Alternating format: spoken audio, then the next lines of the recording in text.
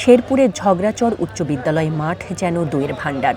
প্রতি শনি ও বুধবার এখানে সারি সারি মাটির হাঁড়ি সাজিয়ে বসেন বিক্রেতারা। হাঁড়ির মুখ খুলতেই ভেসে আসে টাটকা দইয়ের ঘ্রাণ। ঘন জমাট, উপরে হালকা সরের স্তর। দেখলেই বোঝা যায় এটি মহিষের দুধের দই। প্লাস্টিকের জার, ছোট বড় পাত্রে ক্রেতারা পছন্দ মতো কিনে নিচ্ছেন এই টক দই।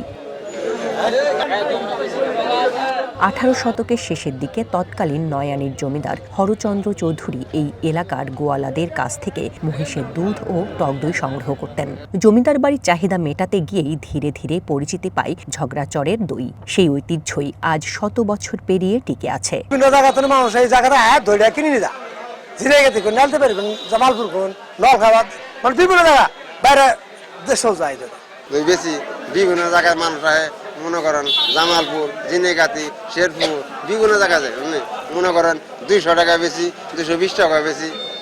বানায় ঠান্ডা করি, ঠান্ডা কিন্তু জমাই একবার পাতিলে আপনার শেখ দিয়ে আগুন দিয়ে হুইয়ে একবার আমরা ফেলাই দিই। 3 দিন পরে আমরা বেসানি করি। রোদে দেয়, রোদে শুকায় হারি সরিষা তেল দিয়ে মাখে, তাহলে মুছার পরে 3 দিন পর্যন্ত দুধ ফেলানি পরে 4 দিনের দিন দই হয়ে যায়। দই বিক্রির উদ্দেশ্যেই স্থানীয়রা মহিষ পালন করেন। মহিষের দুধ সংগ্রহ করে নির্দিষ্ট তাপমাত্রায় জাল দেওয়ার পর মাটির হাঁড়িতে ঢেলে প্রাকৃতিক উপায়ে জমতে দেওয়া হয়। আর এই পুরো প্রক্রিয়াটি 100 বছরের পুরনো নিয়মেই করেন গোয়ালরা। রমজান মাসে এই টক দইয়ের চাহিদা বেড়ে যায় কয়েক গুণ।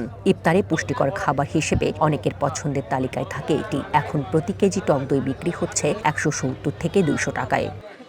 এলাকার মানুষ মহিষ নিজেরা পালন করে এবং নিজের হাতে দই উৎপাদন করে স্বাস্থ্যসম্মত এবং গুণগত মান সম্পূর্ণ, যার জন্য এই দইয়ের চাহিদাটাই অনেক বেশি। এখানে যদি কাল 12টার পূর্বে না আসেন তাহলে দধি পাওয়াটা খুব দুরূহ হবে। প্রশাসন থেকে যদি কোনো কিছু স্বীকৃতি দেয়, আসলে আমাদের এই ঝগড়াচর বাজার টক দইয়ের জন্য আসলে একটা বিখ্যাত বাজার হিসেবে গণ্য করা হবে। কোয়ালিটিটা খুবই মেনটেন করে, এখানে মানে 2 নাম্বারই করে না।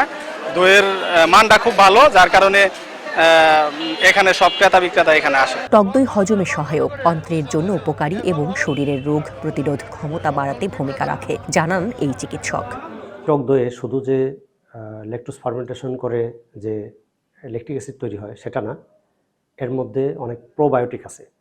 এই প্রোবায়োটিকগুলো আমাদের খাবার দাবার হজমে সহায়তা করে এবং আমাদের পেটের বিভিন্ন ধরনের অন্ত্রের যে রোগগুলি আছে, প্রোবায়োটিক হচ্ছে একটা উপকারী ব্যাকটেরিয়া।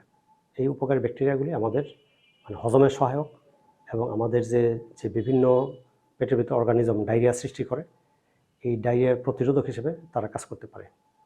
2 নম্বর হচ্ছে টক দইয়ের মধ্যে থাকে প্রোটিন।